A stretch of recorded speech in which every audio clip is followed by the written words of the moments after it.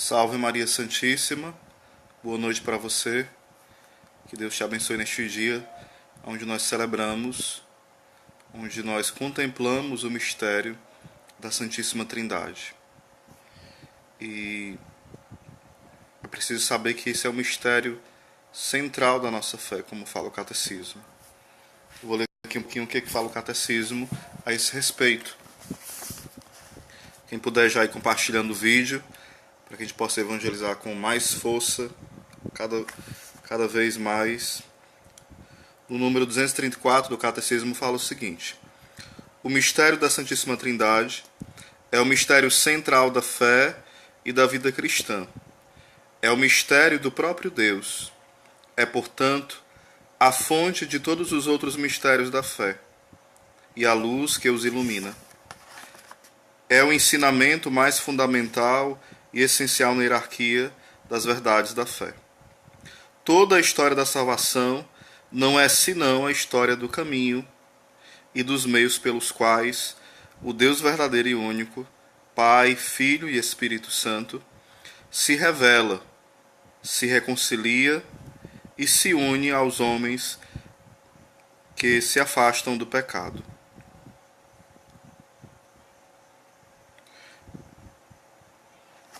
Os padres da Igreja distinguem entre teologia e oikonomia, designando pelo primeiro termo o mistério da vida íntima de Deus, Trindade, e pelo segundo, todas as obras de Deus pelas quais ele se revela e comunica a sua vida.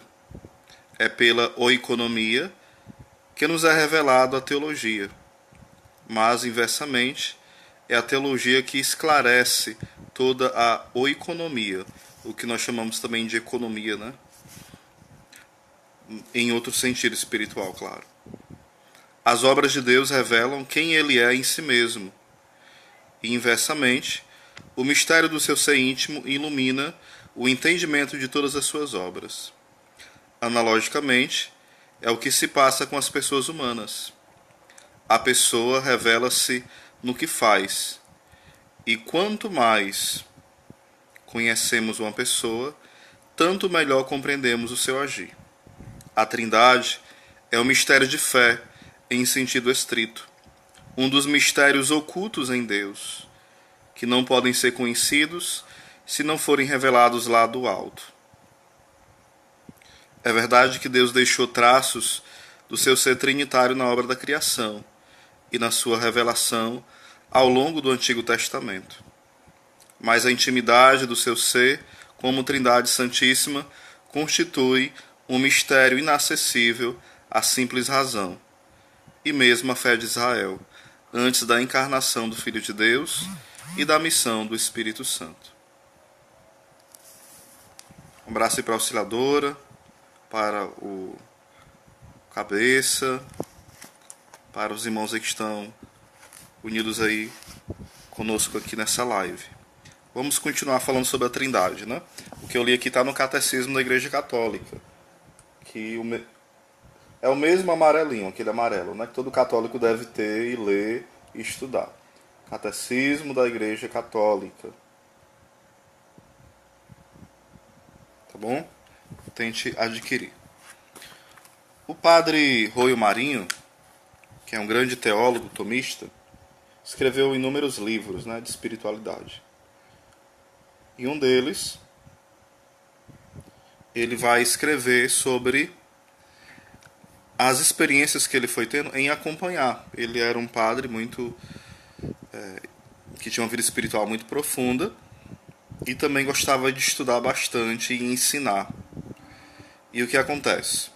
Ele acompanhou várias pessoas, né, aconselhou, dirigiu espiritualmente, pessoas que não tinham espiritualidade muito forte, lutavam, caíam, levantavam, mas ele encontrou pessoas muito santas, pessoas que tinham uma vida profunda de intimidade com Deus.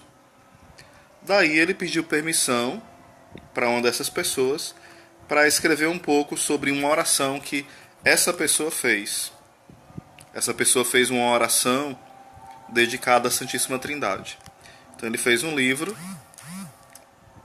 com permissão dessa pessoa, sem colocar o nome dela, né, a princípio. E ele vai comentando cada parte dessa oração nesse livro. Elevação à Santíssima Trindade, da editora Nebli. Você pode comprar pela internet esse livro, tá bom? Elevação à Santíssima Trindade. Ele foi traduzido do espanhol para o português. Osés, na prática, o que é que nós devemos aprender da Santíssima Trindade? Primeiro, um dos primeiros pontos, né? Nós devemos beber desse mistério. Na nossa vida de oração, na nossa vida de comunhão diária ou dominical, quando nós nos aproximamos de Deus pela oração, nós estamos bebendo da fonte da Trindade. Quanto mais nós rezamos, nos aproximamos da fonte que é Deus, nós estamos bebendo desse mistério da Santíssima Trindade. Então nós precisamos sermos homens e mulheres de oração, e de oração profunda, para que esse mistério nos atinja. Tudo na igreja é feito em nome do Pai, e do Filho, e do Espírito Santo. Os sacramentos são ministrados em nome da Trindade. As nossas orações, elas iniciam e terminam, e pelo meio tem a invocação e a honra, a glorificação e a exaltação da Santíssima Trindade.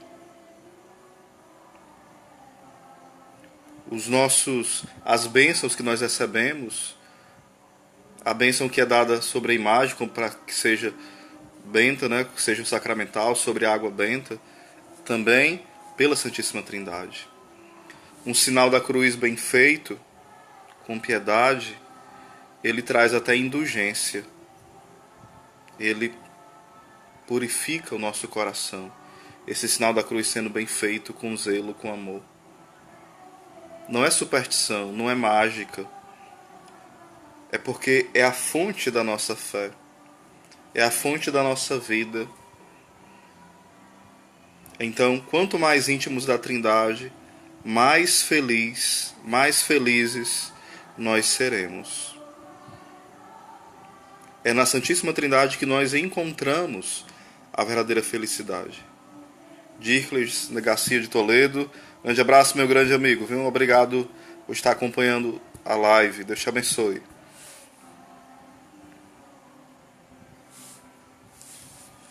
E é interessante que a gente às vezes quer compreender e desvendar o mistério da Santíssima Trindade, né? Existe uma história, e aqui eu quero esclarecer sobre essa história, né? Essa história é atribuída a Santo Agostinho, né? Doutor da Igreja. Mas de fato não é verdade que está documentado que foi Santo Agostinho que passou por essa experiência, certo? Mas é uma história que dá para ilustrar. Então eu não vou dizer que foi Santo Agostinho, porque não está provado e não tem nenhum documento escrito que mostre que essa história foi real em relação a Santo Agostinho. Mas é uma história e a gente pode comparar como sendo algo que nos ajuda na caminhada da fé. Primeiro ponto. Tinha uma pessoa, né, que escrevia sobre a Santíssima Trindade. E como eu falei, alguns dizem que era Santo Agostinho escrevendo o De Trinitatis, né, uma das suas maiores e melhores obras.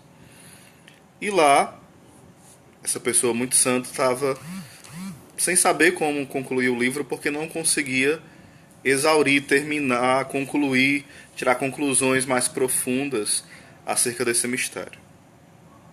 Então essa pessoa, ela muito cansada já de escrever, ela dorme, e ao dormir ela começa a ir no sonho para uma praia, a imagem de uma praia. E nessa praia ele vê uma criança que cavou um pequeno buraquinho próximo à praia, e ele vai pegando numa concha, alguns falam que foi um balde, né? E vai pegando a água do mar e colocando nesse buraquinho. De repente, a pessoa pergunta, né, para essa criança, a pessoa que estava sonhando: o que você está fazendo, criança? Menino.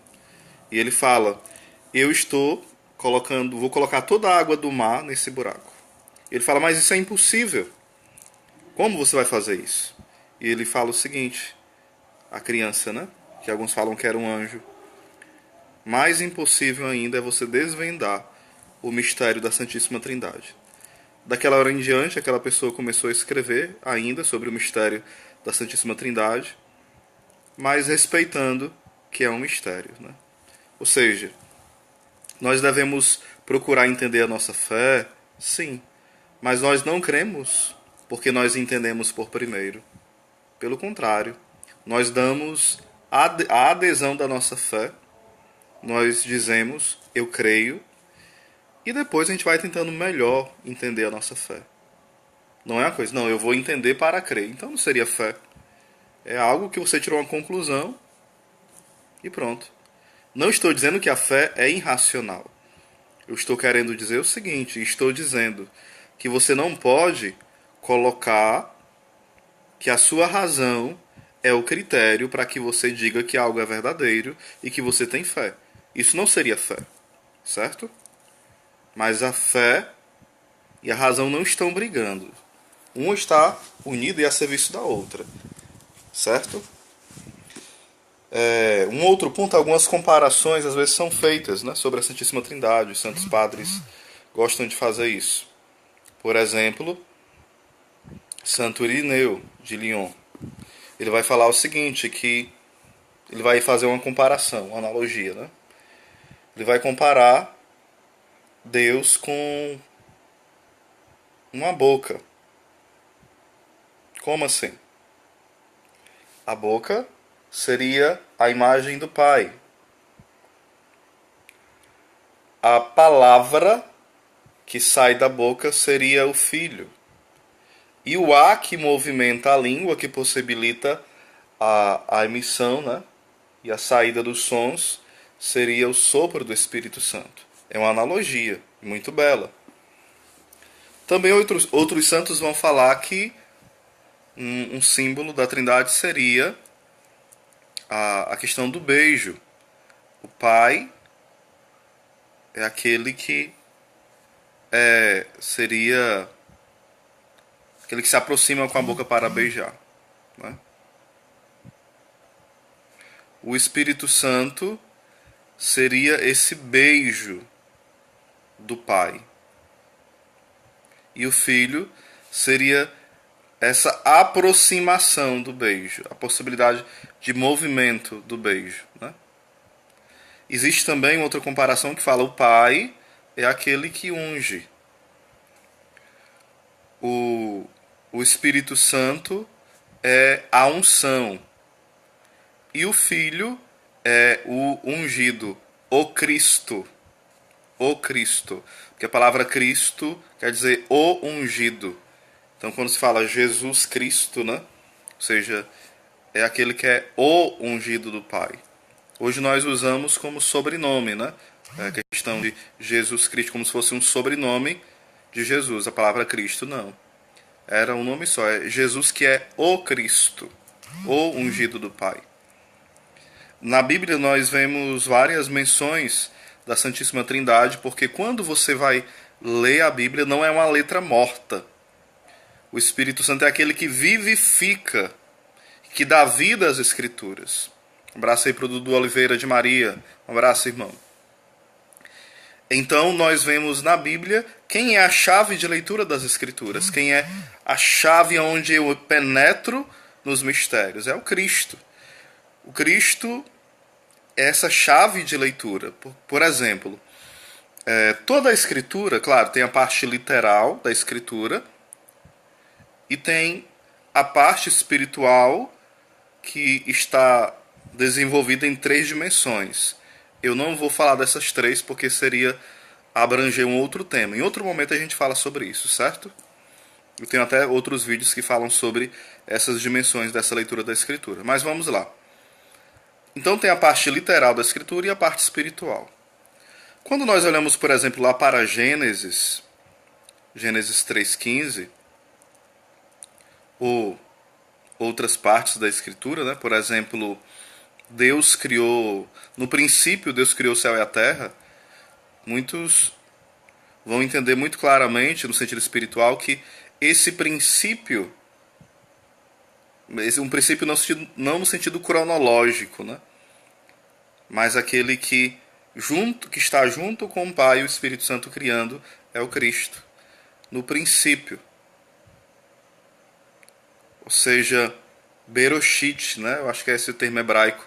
Ou seja, esse princípio é Cristo. Aí vai falar no princípio, né?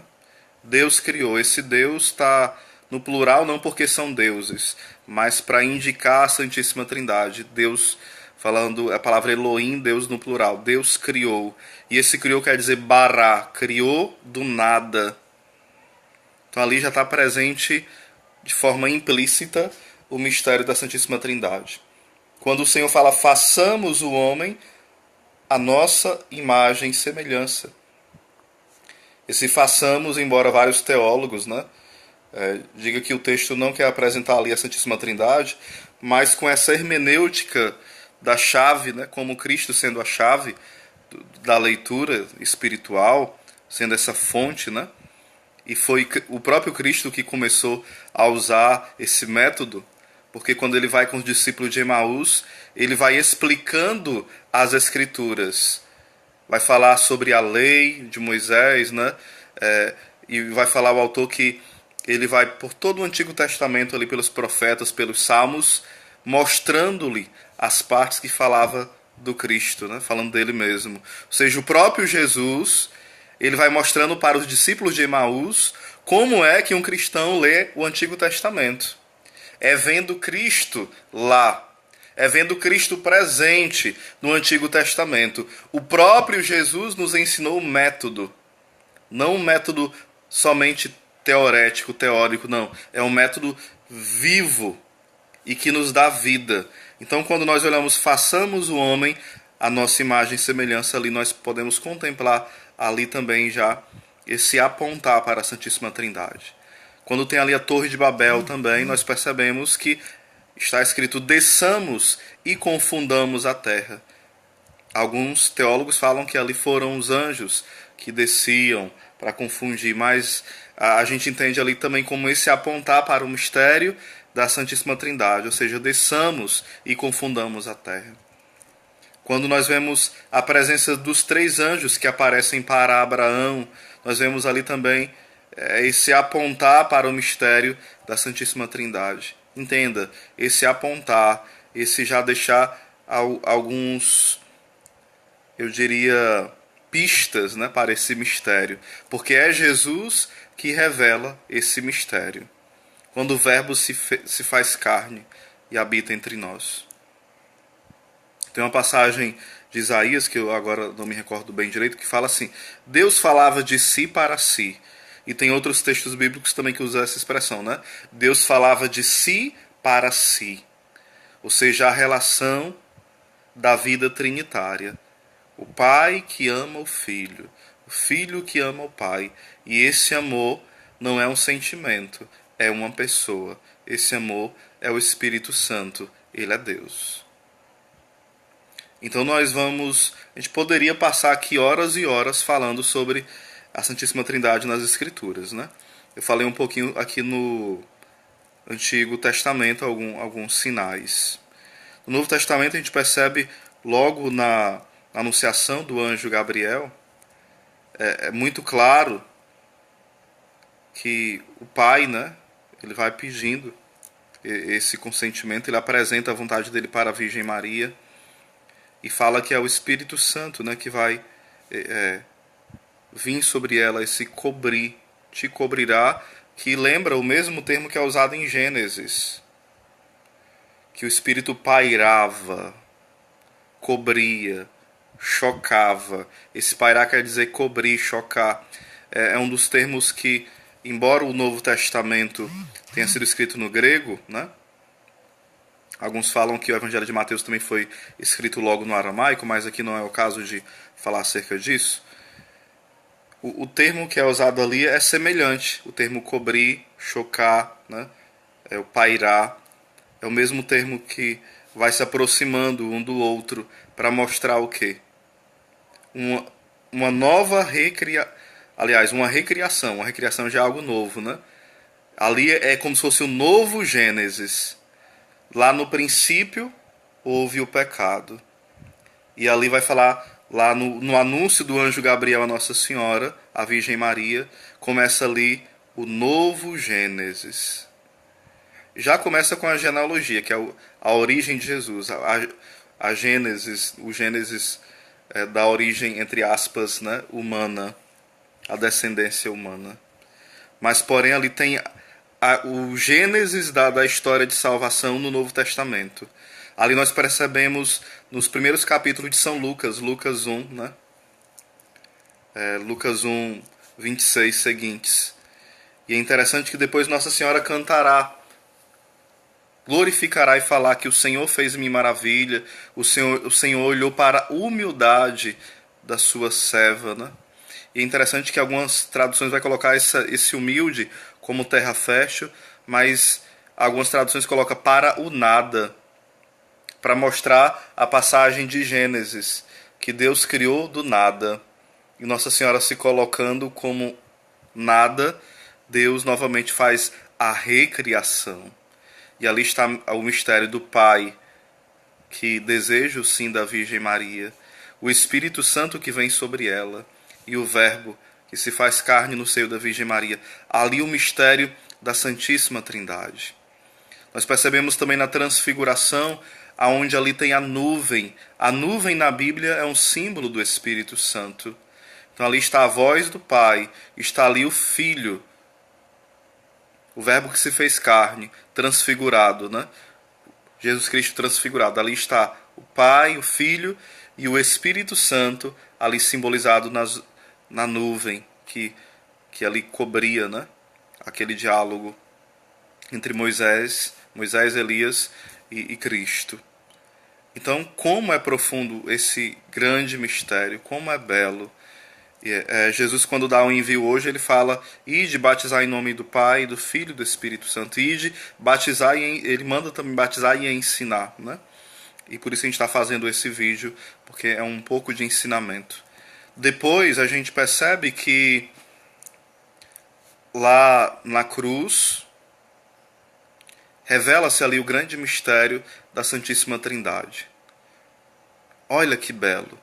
Aqui a gente poderia falar as outras partes, onde Jesus fala, né, que eu e o Pai somos um, que ele vai enviar o Paráclito. Tem várias, seria horas e horas, dias e dias falando sobre isso. A gente vai adentrar nesse mistério. Quem sabe a gente faz até um curso de FB sobre a Santíssima Trindade.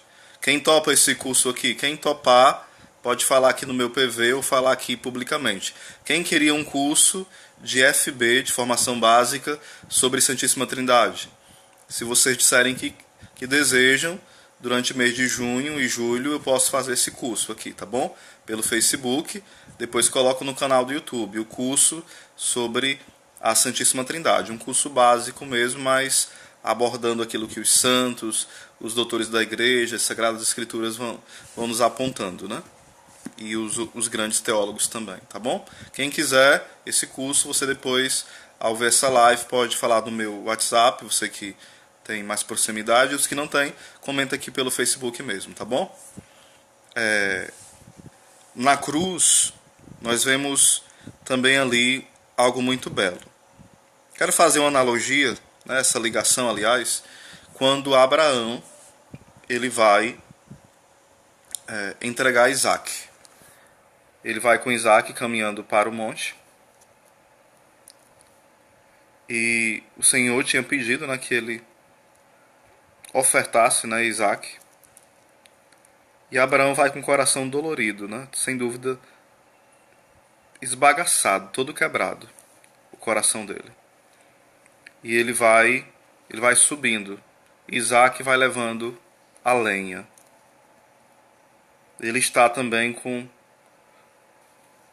o material de fazer o sacrifício, a oferta, né? E depois Isaac pergunta que já tem tudo ali, tem o altar, tem o lenho, tem o fogo, tem lá Não sei se era, não lembro se era o facão, se era uma espada, uma faca, não lembro agora, mas tinha tudo para fazer o sacrifício. E ele pergunta cadê o cordeiro, né? Cadê a oferenda? E Abraão fala que Deus proverá. Nós podemos perceber, irmãos, aí que aí está algo muito claro que aponta lá para o Novo Testamento. Abraão pode representar aí a Virgem Maria, que oferece Jesus. Abraão também pode representar aí o pai que olha o seu filho. Raniero Catalamessa fala sobre a compaixão do pai, que é um mistério falar sobre isso, muito grande, né? Então, Abraão representando de um certo aspecto a Virgem Maria e de um certo aspecto o Pai do céu. Mas vamos colocar no aspecto do Pai do céu, certo? Depois nós temos o lenho, que Isaac vai levando nas costas. Isaac vai levando nas costas e Jesus leva nas costas o quê? O lenho da cruz. Depois que uma vítima era oferecida em sacrifício, o que era feito com ela? Era queimada. Era uma das formas, né, do sacrifício. Na cruz nós vemos o Pai. Não é pregado na cruz, certo? Ali. O Pai, que sem dúvida que olha Jesus. E Jesus se oferecendo ao Pai, né? Nós vemos ali o Filho que se doa livremente, que dá a vida livremente por amor. E cadê o Espírito Santo? O Espírito Santo é esse fogo que Jesus falava já na última ceia. Eu desejei ardentemente comer essa ceia convosco. Ou seja, o coração de Jesus ardia, era esse fogo, não um fogo qualquer, é o fogo do Espírito Santo. Como vai falar São João Batista, né? Eis que eu batizo com água e virá outro que batizará com Espírito Santo e com fogo.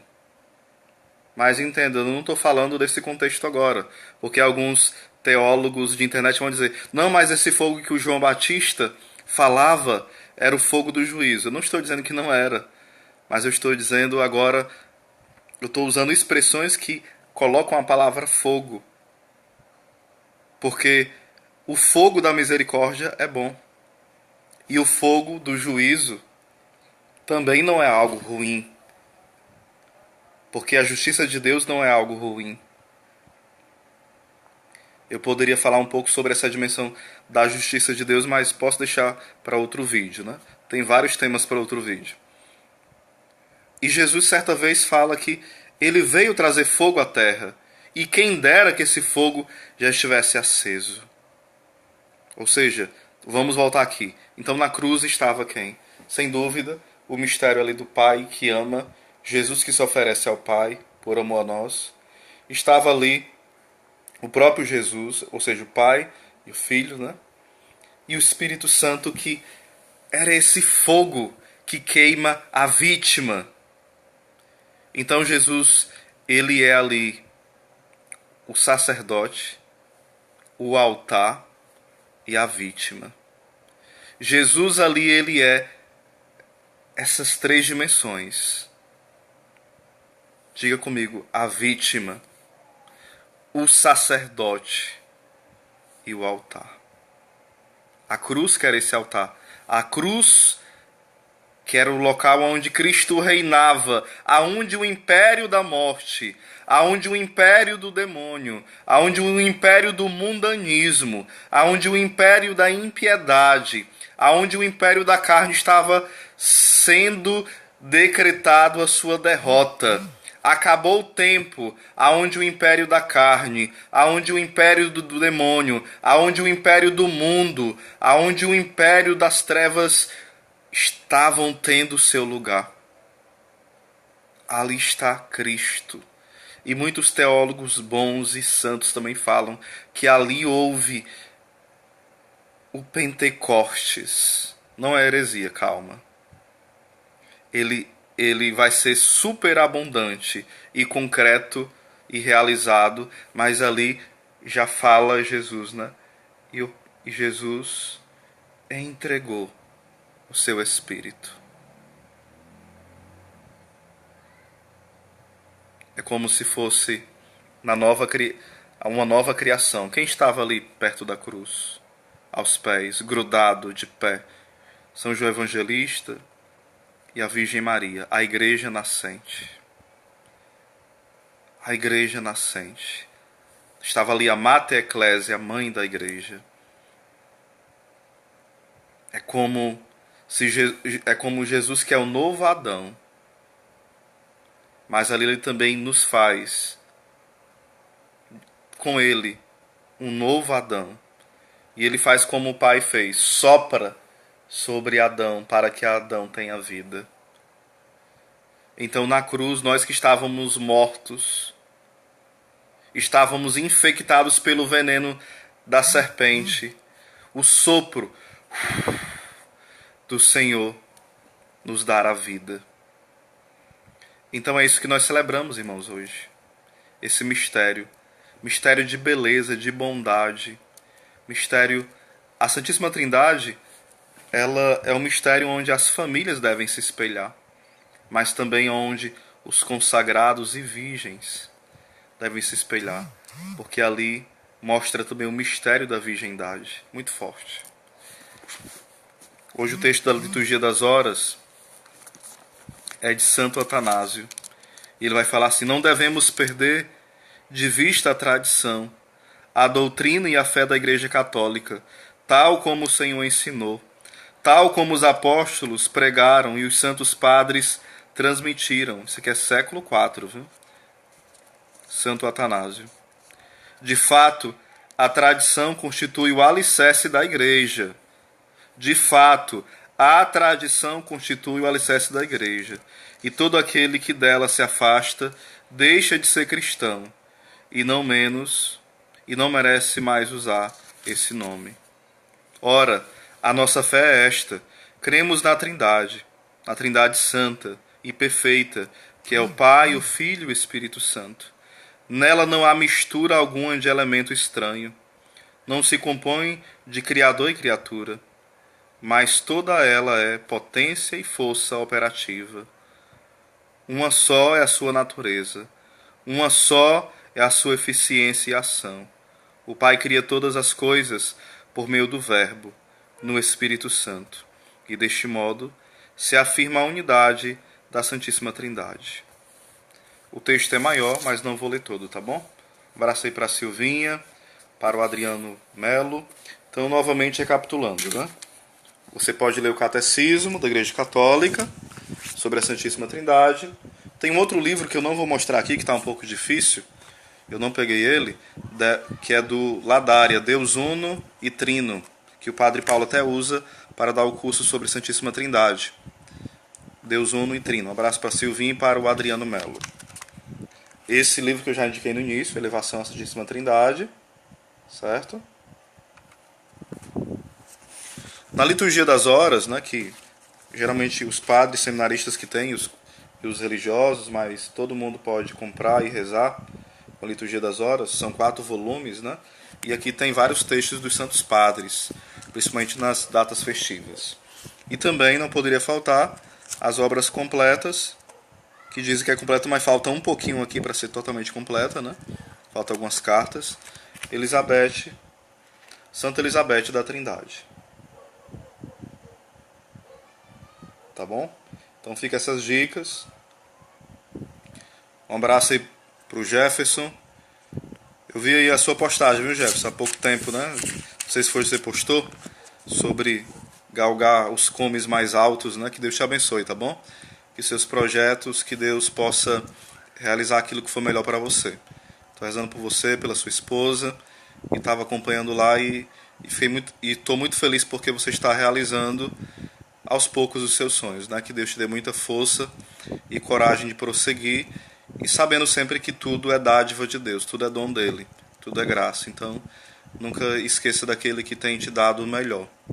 Tua família, o dom de trabalhar, a inteligência, tudo vem dele, né? Então, obrigado aí pela amizade que a gente fez aí na Vucabras, né? E sem dúvida, mesmo na distância e na ausência de partilharmos, mas ela persiste, né? Estarei rezando por você, tá bom? Um abraço aí para nosso amigo Nanã, guitarrista. E pronto, esse seria um outro tema para a gente abordar em outro vídeo, né? Tem algumas denominações chamadas antitrinitárias, né? Que não acreditam na Santíssima Trindade. Os mormons, por exemplo, fazem uma grande confusão sobre a Santíssima Trindade, e os testemunhos de Jeová também, né? Fazem uma grande confusão acerca da Trindade. Então, vamos ter cuidado com as seitas antitrinitárias. Um abraço para todos. E é um tema interessante. Qual o nome do Criador, que daria para a gente fazer um vídeo aí de uns 10 minutos explicando a origem. Se a gente pode falar o nome de Deus, se é pronunciável, se é impronunciável, é Yahvé, Javé, Jeová, quais são as datas, né, que foram colocadas esse nome na Bíblia, qual a tradução original. Então é um tema complexo que dá para responder em um vídeo bem explicado, certo? Sobre este assunto. Um abraço.